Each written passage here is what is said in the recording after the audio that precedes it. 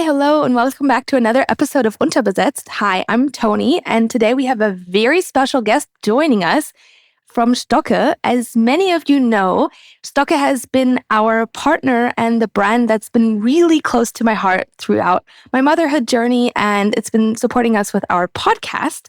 And in this episode, we want to take a look behind the brand and meet one of the people who really help Stokke from the inside. And we often talk about the products, how they grow with our children and make our everyday family life a lot easier. But today we'll focus on the people who create and stand behind them. And I'm really excited to welcome Martha, who works at Stokke. She's not only part of the Stokke team, but also a mom herself. So she brings both a professional and personal perspective to our conversation. Thank you so much, Martha, for joining us and taking the time to chat with us today. Thank you for having me, Toni. So good to have you here. Before we dive into our questions, maybe you can start by introducing yourself a little. Tell us who you are and maybe also a bit about your family so our listeners can get to know you a little better. Sure. So my name is Martha. I'm the mother of two girls who are now 10 and 13 years old, and also the mother of a dog and a horse. I live in Ålesund, which is, by the way, the most beautiful town in Norway, and I can say it because I'm not from here. It's on the northwest coast of Norway, and it's where the Stokke brand was founded in 1932 and where our headquarters is located today. So I've been with Stokke for more than a decade, actually 15 and a half years by now. Well, that's a really, really long time. Yes, it is. Maybe too long, I don't know. But I've mainly been in the retail development function, and I've been part of the innovation team now for the past years. And a fun fact is that my husband also works in Stokke. So we met at the fair in Germany, actually, 15 years ago. Well, that's such a nice love story. Oh, I really like that. Yeah. And he's in charge of compliance and safety, which is, of course, very, very important to us. So you can imagine we have quite a few product development conversations also at home. Yeah. So you probably take some business conversations home. Tell us what dog breed do you have and your horse and how you manage everything. That sounds amazing. We got a COVID dog like a lot of other people, right? So he's a Yorkshire Terrier. He was supposed to be small like they are, but he's big. He's 8 kilos. So he's not like a bag. That's really big for a Yorkie. Yeah. But he's a good dog. And 3 years ago, we got a horse as well because both of my daughters and myself were into horse riding. So it's a pony, an Irish sports pony, and they are into show jumping. So that's great fun. Well, that sounds really wonderful. Thanks so much for sharing a lot about your personal life. And I think that gives us a really good starting point to dive into our first topic. So Martha, now that we know a little bit about you and you shared your how you started out with Stokke, I'd like to go back to the beginning of your career. And can you give us like a brief overview of your professional journey so far? You just said a little bit, but I'd like to hear like the nitty-gritty of it all. Yeah, sure. My professional journey began with a degree in interior design and cross-functional project management. So I don't really have like a long and fancy education, but I believe that my most valuable education came from the great leaders that I've been blessed to work for throughout my career. And this started along with my career in a company called Helly Hansen. I think they're quite familiar in Germany as well, where I joined as a retail trainee and experienced also my first really great leader. And it was a woman. And she taught me, everything that you don't learn in school. She taught me a lot about business, corporate basics, but also about the retail industry. And the time in Helly Hansen was really great fun when I look back at it. I learned a lot. I traveled the world. I was young and single, and I worked like 12 to 14 hours every day. And it kind of shaped the foundation, I would say, of my career. And then in 2010, Stokke brought me on board to lead the global retail marketing function. And over the next decade in Stokke, I built a global team and advanced to retail experience director. And in 2022, I got the opportunity to be part of a high potential leadership program in Stokke. And this opened the door to an interim position as a product management director in the innovation team. And then by the end of last year, I was appointed to the Vice President of Innovation. So now I'm leading the innovation company in Stokke, and I'm part of the leadership team. So that's great fun. I can imagine, because you know all the insights and all the goodies that are coming in the future. Yes. That sounds really, really interesting. Thank you so much for sharing that. You've had such an amazing career path. I'd love to see it when women really succeed and can combine that with motherhood. That's what we're going to be talking about today as well, like this whole working mom life. And for me, motherhood's really changed the way I look at work quite a lot. I used to think of my career path as like being straight, but once I realized and became a mom, I realized how many like unexpected twists and turns there can be and how much more flexible I had to become.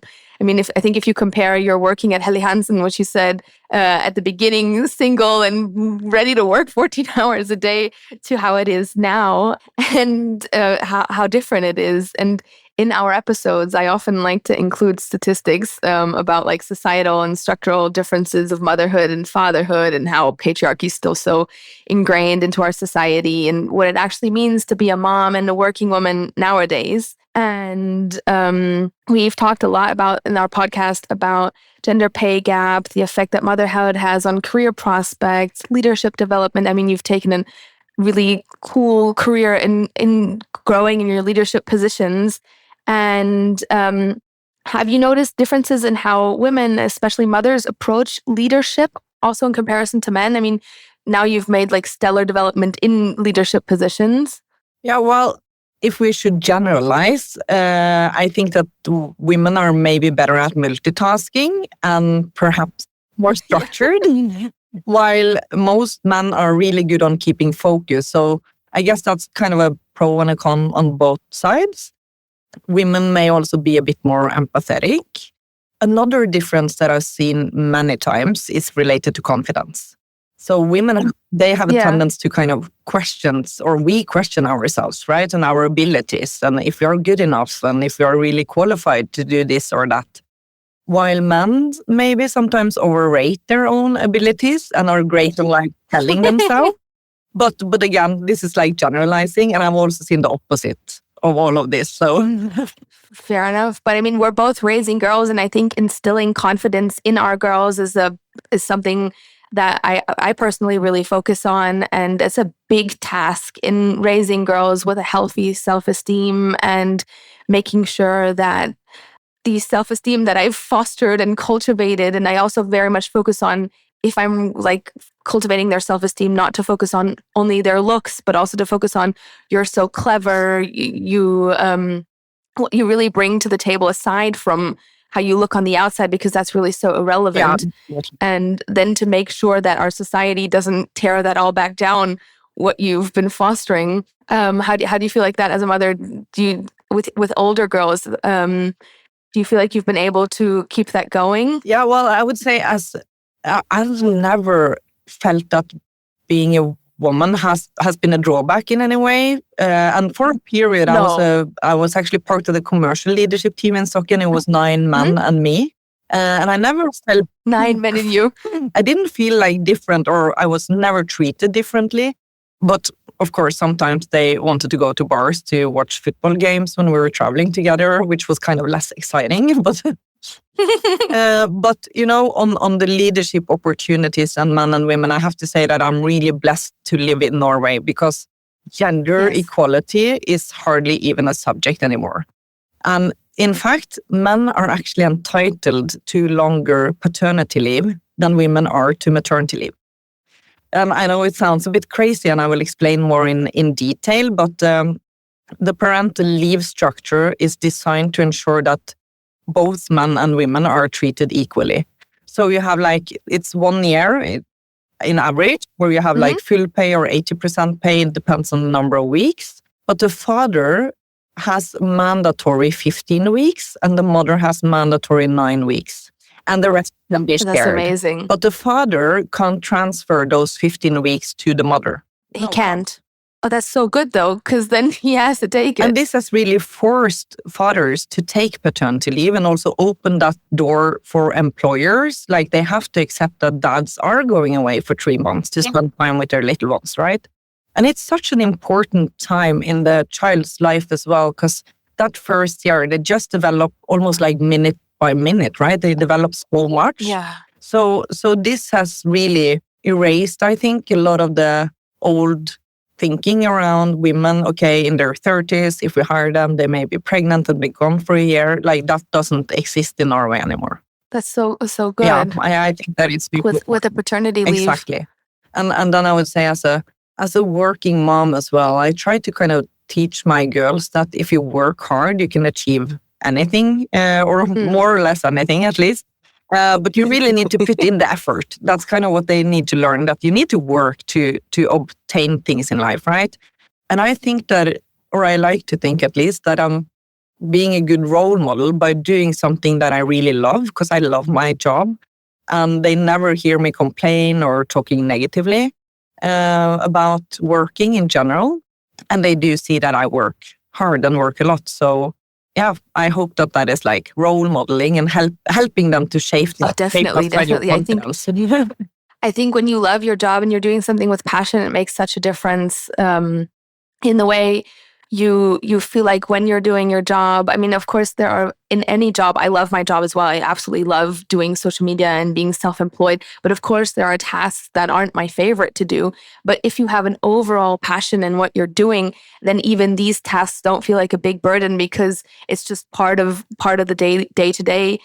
And it's so nice when you grow up with parents that really love what they do, because you get a good work ethic through that. And also, it also allows your kids to have the space to find a career that they love, because they know that my parents love what they did, and that really fulfilled them, and they can strive to achieve something similar. Yeah, absolutely. That is that is so true. And yeah, I can just add a comment on that, because I think, if you're not happy with your job or what you're doing, you're bringing it home also subconsciously, right? And of course, the kids, they are picking up conversations that you may have with your husband or with your parents or friends. And if they hear you complaining and that you're not happy, and they don't see that you actually take action on it, like that's not a good thing to learn, because you need to kind of be in charge for your own happiness, right? Definitely. There are some people that basically live for retirement, and that's not a good attitude to give to your kids at all. So that's really cool that you're so happy with your position, and then your girls grow up with that kind of a positive work ethic. Were there any milestones or turning points that stand out in your own career that really shaped you as a woman, but also as a mother? Yeah, well, I think leaving Helle Hansen, that was kind of a hard choice, because I loved working there. At the time, I had a new leader, which I was not a big fan of. So that was kind of what made me leave, or what kind of made me accept having conversations with Stokke in the first place. But obviously that was a huge milestone, because I ended up meeting my husband and also moving to this very different part of Norway. I used to live in Oslo at the time. So that was definitely a huge milestone. And then, of course, also having kids has been kind of turning points in life, right? Because for a period of time, work was less important, which I think is so many changes, especially with the first child. Like, you're going through all these changes and you don't know what life is actually going to look like. And this always kind of gets me emotional when I speak to mothers-to-be, because it's like, you don't know what your life is going to be like. Like, you have this idea maybe, but it's such a changing moment, right? I felt like for me, marriage didn't change anything. It didn't change about anything about our relationship. It didn't even change my last name, because my husband took my last name, so it did nothing. But when our twins arrived, twins is a big deal, but that changed everything. Yeah. That changed everything about myself, about how I felt as a woman. Becoming a mom changed our relationship, changed who I was professionally. So that was a huge, huge shift and milestone for me. Yeah, and it changes your priorities, right?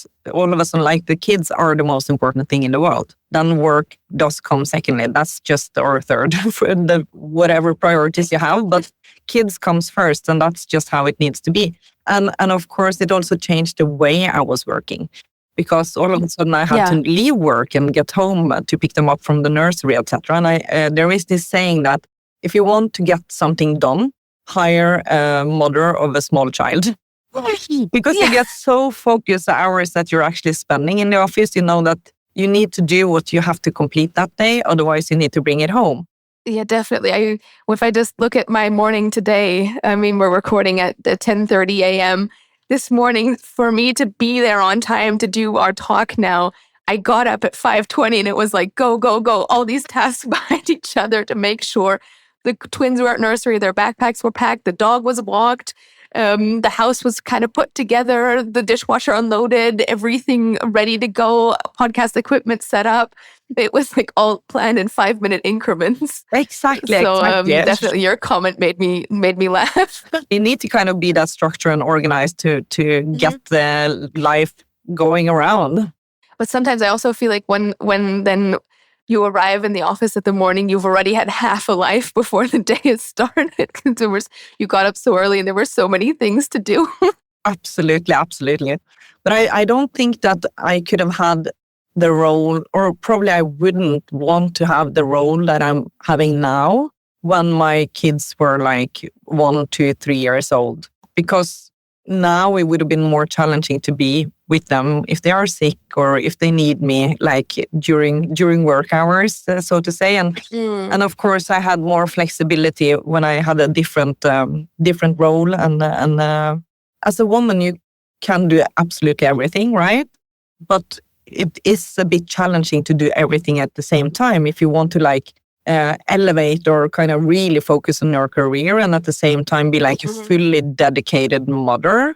I think you kind of that's something that many women struggle. Yeah, exactly. But I think it's also fine to realize that, okay, right now when they are like so small, that's the key focus and career is secondly. And then as they grow older, you will have more and more time on your own and you can then expand your career. So yeah, it's challenging to be at least super focused and wanting to be very successful in both parts at the same time. There is an English quote which says, it takes a village to raise a child. And for me, for example, I know that I couldn't do what I do being self-employed and running my own business without the support of my husband and my family who've stepped in when I needed them with my girls. And I wanted to ask you, who's been your greatest supporter, both professionally and in your personal life? Yeah, no, I fully agree. And for me, my husband is also my greatest supporter. And when I took on first the product management role, I knew that was going to demand a lot of me. And we had that conversation of like, who's doing what at home? And he was very happy to kind of take the lead then at home. So he was the one from then onwards who kind of, he's in charge of the homework. If there is a dentist appointment or a doctor appointment, he's the one who's taking them.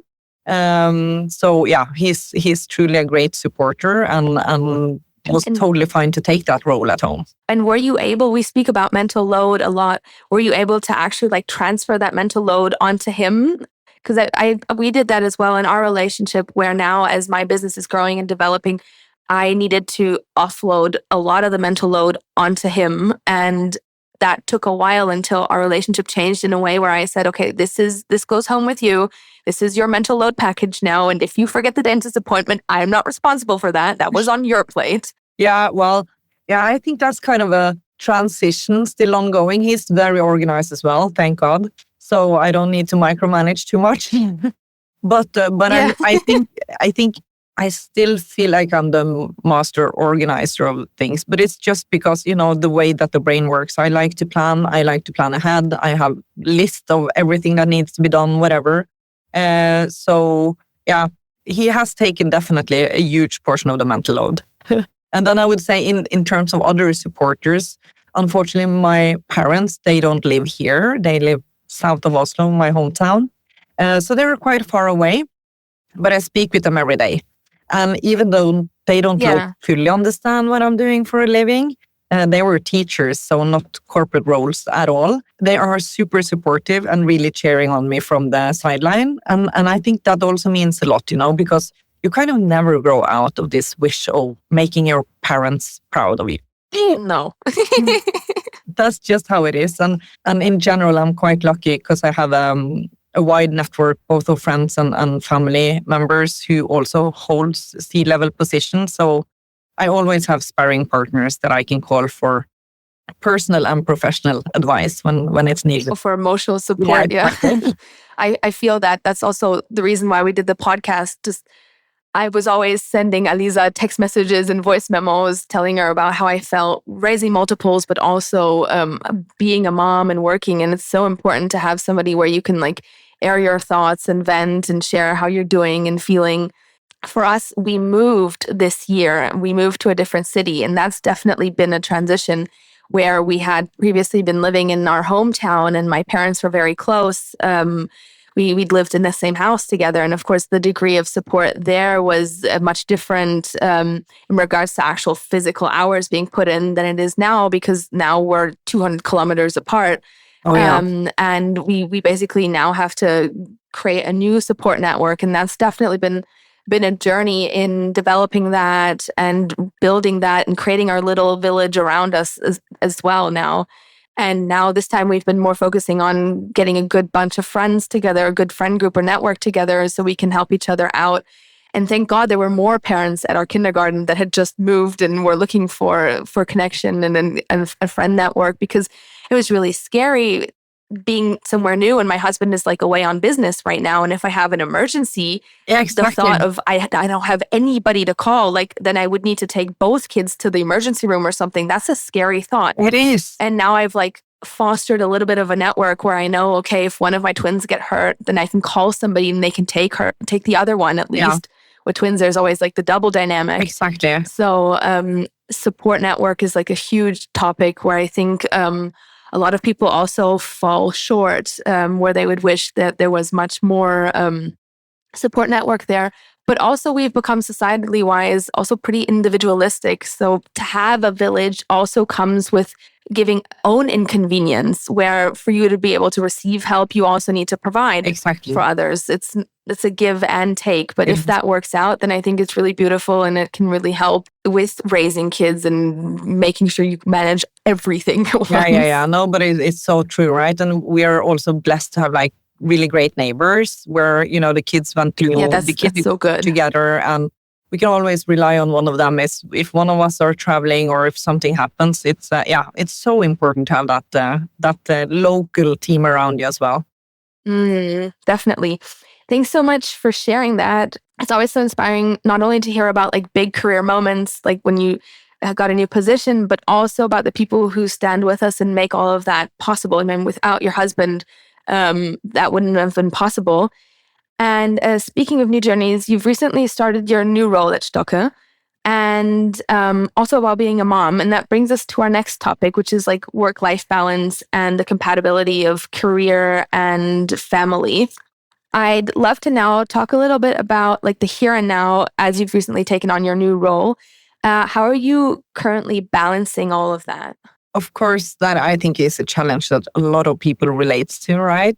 That's a good thing of having a horse, because the horse, like I need to leave work at least a couple of days per week. I need to leave the office at 4:30 or 5, because kind of that was the agreement with my husband when we bought the horse, that the horse is my main responsibility. So all there as well, he's super supportive, but he didn't grow up with horses, so it's kind of limited the amount of support that he can provide there. So I think it's kind of good if you have something that forces you to wind down or shut off or do something else, at least for a few hours every day.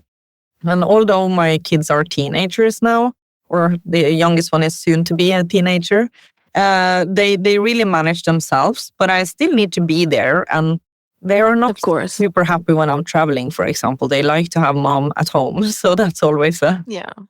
But most days I see them off to school before I go to the office. So I'm here around 8:30 in the morning, leave around 5-ish, then off to the horse time. But then I have the opportunity to spend time with my girls and doing that activity together.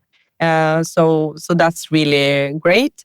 And then, of course, you have the regular to-dos of like cooking dinner, buying groceries, doing the laundry, all of that stuff. But very often I think now, especially with like all the digital tools, it's easy to take a business call while I'm cooking or answer a Teams chat while I'm shopping groceries.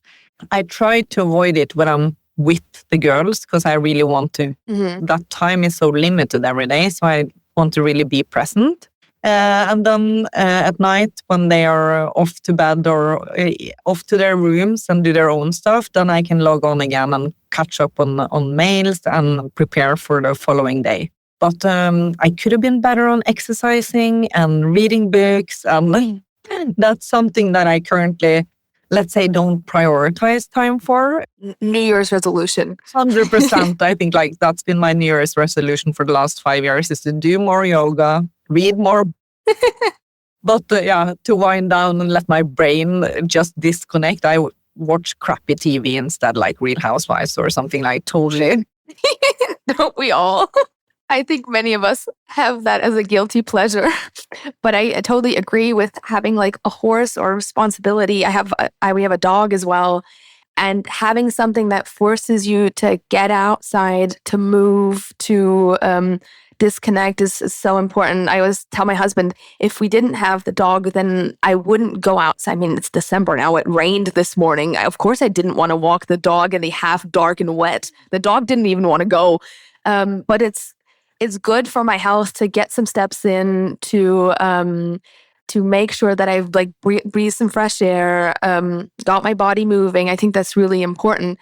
And I was one of those victims that bought one of those walking pads, and that thing, I never go on that thing because then I need to like actively remember that I need to get up and get my shoes on and go on that walking pad. I know some people like establish it really well in their routine, but I wasn't able, also because honestly, I tried to like work on my phone while on the walking pad and then I fall over my feet and it's not good. That's not good.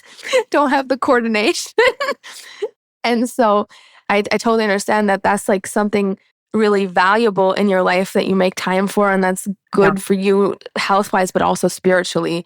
I mean, being on the back of the horse is just something where you're so present. And I think that's one of the things I struggle with the most is also what you were saying with being present with the girls, because my job is on my phone and it's around the clock, 24 hours. There are messages coming in. There's always something I can do, always messages from followers I can answer or content I can upload. And being really present and also putting my phone aside is one of the areas that I struggle with most and that I need to, like, New Year's resolution wise, work on. And even more so, just wait until they get their own phones, right? Because then you need to really role model, because I also want them to be present when we're together. And especially the 13-year-old, she's like glued to her phone. So then I need to also be very conscious of my role modeling and like, I need to leave the phone. Otherwise I can't. Yeah. That you're not on the phone. So we have some ground rules like no phone around the dinner table. When we sit down, we eat, we talk. That's like our moment to talk together. Also when we're in the car, because when I'm driving, I can't use the phone anyway. And I try to get them to put the phone away because that's a great moment for conversation, right? But as they grow older and I think, all of us parents, we use the phone all the time and therefore we're not quite present. And then you kind of meet yourself in the door, as we say in Norwegian, when they start to use cell phones themselves and you want them to be present and you want them to listen to you.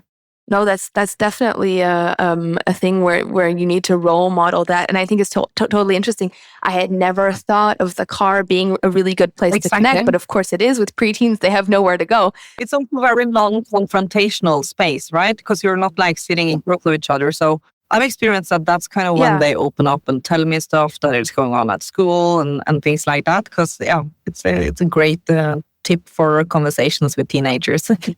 No, I need to remember that. I had never thought of it like that. And so as we were talking about being present, I personally also feel like it's difficult switching between being in mom mode and working mode. And you do that sometimes even multiple times within the hour. And you got to be really like diligent and flexible about it. Does Stokke offer you the kind of flexibility you need in those moments? And how does the support you receive at Stokke compare to the previous jobs you've done? I didn't have kids when I worked in Helle Hansen, but it was a different environment. And of course, we're like being in the industry as well. It's kind of, it's totally fine to bring our kids to work, for example, if you need to do that. And I mean, we have a great flexibility in like work That's so hours. cool. We don't really count hours. We measure performance and contributions. So that's what matters in the end of the day. Yeah, so I think Stokke is a great place to work in that regard. And especially also when the kids were younger. The first one I was breastfeeding until she was like 2.5. And in Norway, you also get time off to breastfeed. And having also flexibility from your employer to be able to do that, because typically you go back to work after 1 year. And if you want to continue to breastfeed, you're allowed to do so during work hours as well. May I ask, I don't know if that's too personal to ask, how did you do that then? Did you take the time to pump and then provide her with bottles? No, I worked 1 hour shorter every day so I could go home and breastfeed. Because at that time she was trained to like breastfeed in the morning and then midday and then evening. So that was how I did it. But a lot of people do pumping or have their the father of the child bringing the child to the office so they can do breastfeeding at the office. So yeah, it's different practices. And of course, it's not for everyone, but I think it's great, both from, let's say, the government, but also from the employer, that there is flexibility. So we very often have babies and kids in the office. That's so cool. Very common here. Being a child product company, of course, that's probably even more normalized. That's so cool. That's so like normalized, but also wished for in Norway. My mom was really ahead of her time, and I grew up with a working mom, and she had this like higher level positions, and she went back to work also pretty early. And I was still fully breastfed at the time. And then she had a nanny, and she was working in a bank at that point. And then the nanny would put me in the stroller and walk me over to the bank. And then she would breastfeed me there. And it was unheard of. It was this huge thing. She's breastfeeding her child at work. And then the nanny would put me back in the stroller and we'd go home. And so it's so good to hear how far we've come in the past. I know I'm 28 now, 28 years, that this is part of like our normal culture now. And that makes it a lot easier. And we can be really thankful for our moms and grandmas 100%. That have like really paved the way to make motherhood and working a lot more acceptable and part of like integral in the whole job environment. Yeah, no, but totally. And my mom as well, like, they were the pioneers, right? And we're coming after just to kind of get all the goods that they have. But they had it so much harder because they had to push so much harder. Exactly. And my mom was also working full-time throughout her career. And being a teacher, I remember a lot of like work at home, correcting tests and so on. And she had 4 kids and she had a mother that she took care of. And my father was raised the old-fashioned way where men are not contributing. So he also stepped up and took his part, right? But of course, that was new and kind of unheard of at the time.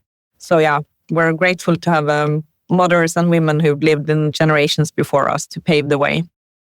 But it's so crazy, like how much women are like, they have like superpowers. I mean, 4 kids, being a teacher, having all the kids in your classroom you worry about, then having a mom that you're taking care of, and having all the day-to-day tasks around the house that you need to also do, from cooking, cleaning, laundry. It's never ending.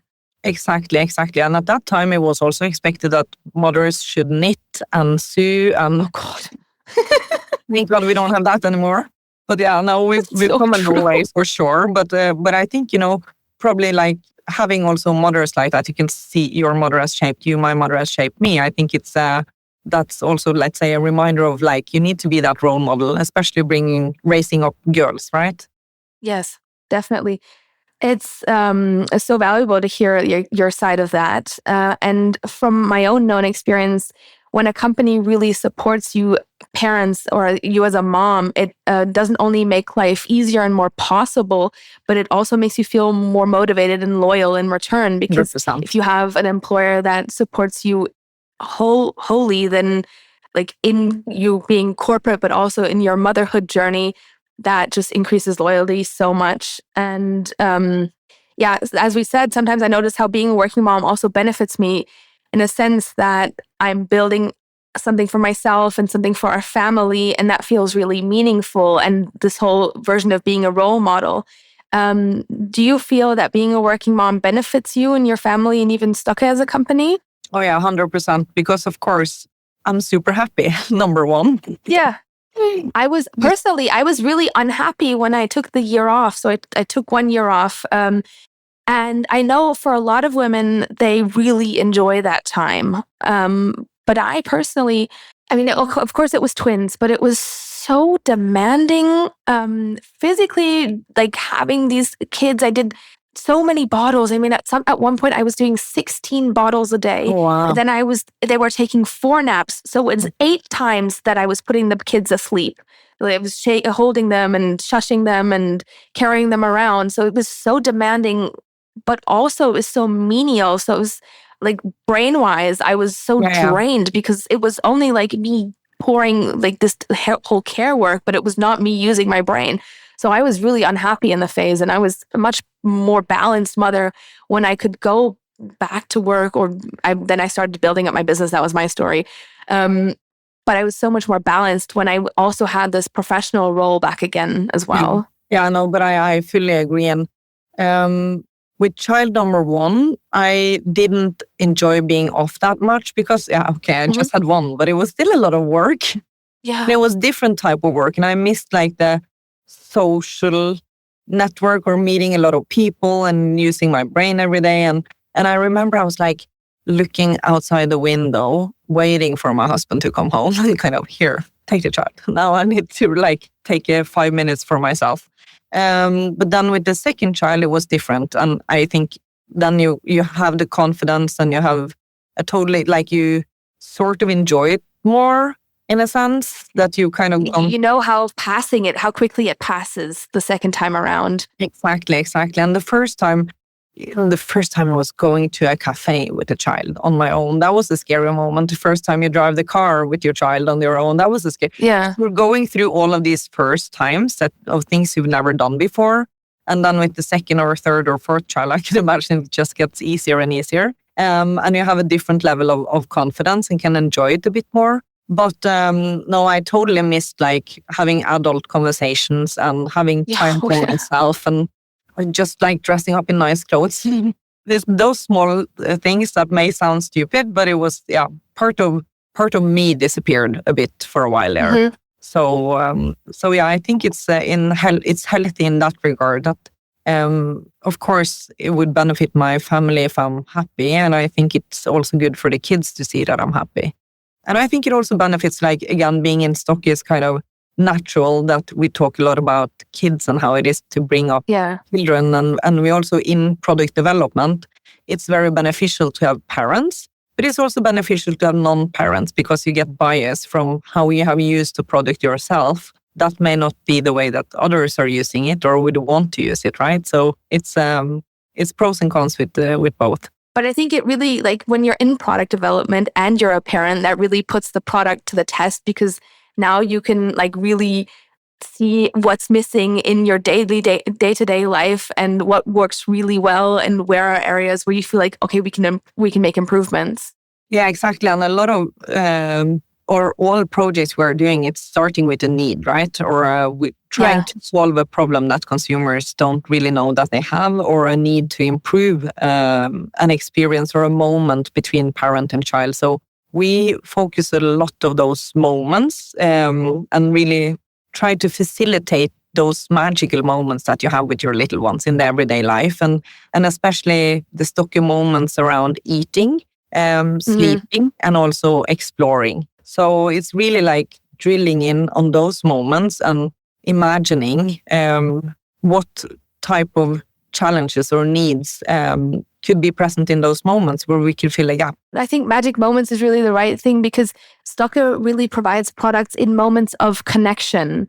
So eating is a moment of where you can connect with your child, and using the Mew table, for example, that's an integral part of our home where we really connect, aside from, of course, the dinner table, where we play together and are creative together and really enjoy time together. If we're coloring or doing Lego or playing with the dollhouse.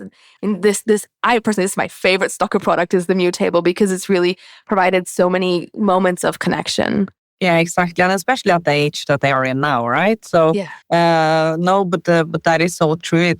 And all those magical moments are things that you can't really imagine before you become a parent. And of course, the moments evolves and change as your kids are growing as well, right? So and there are so many things happening around the family table. Eating is, Yeah. of course, a core connection moment, but also all other activities. And eventually that's where they make their first drawing and they learn to eat themselves. And they spill Yeah. out. You celebrate their birthdays, you have family parties, they have friends over eventually. They start to do schoolwork. It's just so many moments of where we can Connection. provide connection through our products, right? I'd also love to give our listeners a peek behind the scenes at Stokke itself, because many parents know the products from Stokke, the Tripp Trapp at the family table, the Yo-Yo 3 on the go, the furniture for the nursery. But what they don't see is the journey behind those products. So let's talk a little bit more about innovation and design at Stokke. That's what you're doing at the moment also.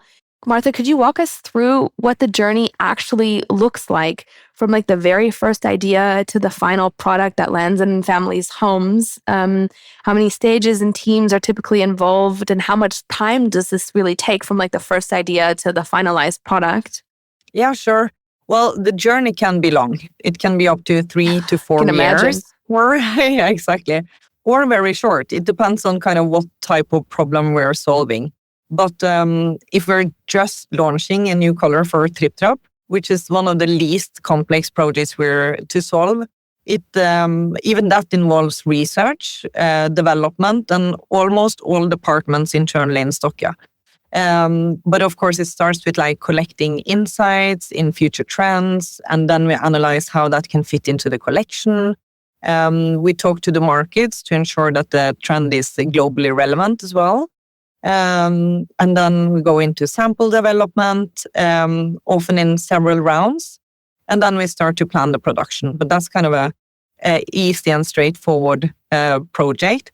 While as in bigger projects, it's even more research, and we define quite detailedly what type of problem this product should solve. And then we will work in cross-functional teams, over quite a long time. Cross-functional both in innovation. So here we have engineers, designers, project managers. But of course, we also need to work with finance to ensure that the numbers are viable behind the investment.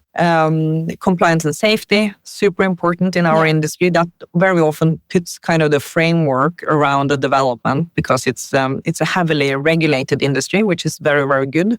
And in Stokke, we strive to not only meet the regulations in compliance and safety, but we also want to meet all the volunteer standards around the world. So testing is also like very heavily in what we do. And here in Ålesund, we have a metal workshop, wood workshop, we have different 3D printers. So when we start to develop, we very quickly want to get samples or test principles. So then we're building stuff, and then we're testing, and then we go back and build again, and testing, and back and that for quite some time. So yeah, that's kind of the journey. And then we work in a stage gate project model. It's the fancy description of it, where of course the product evolves between different stages. So first we have the scoping, where we identify the need and define the criteria that this product should solve, where we also do all the business analytics and the business case. Then we move into what we call initial concepts, which is where we explore a lot of opportunities and build prototypes and back and forth. And eventually we have a concept that is working. And once we have a concept that is working, we start with heavy engineering work to detail all the components of the product. And then we put it into realization. So we start to build actual models, and then we test again with also a lot of external test institutes in addition to the internal testing. And then, of course, we have the whole marketing machinery that gets connected on at some point. to define the unique selling points, the product story, the marketing content needed for various channels. And then eventually the last leg is production, testing again, and then it's the logistics and distribution. So it's it's great fun. It's a lot of challenges, always new challenges.